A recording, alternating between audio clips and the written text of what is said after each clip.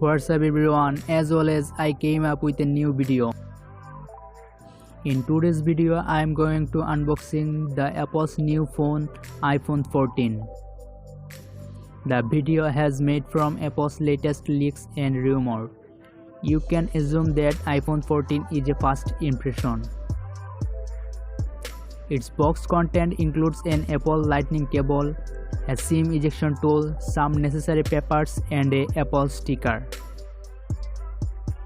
The display section of the iPhone 14 has 6.1-inch Super Retina HDR OLED display, and its display is protected by scratch-resistant ceramic glass, and its body is made of aluminum.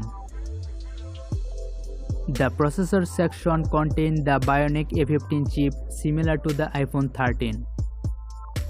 The camera of the iPhone 14 is dual camera setup, and it can shoot video 4K at 60 fps. It has a 12 megapixel selfie camera on the front. The information is known from leaks, so I shared it with you. So guys, this video is made for entertainment only. This phone is made of cardboard paper.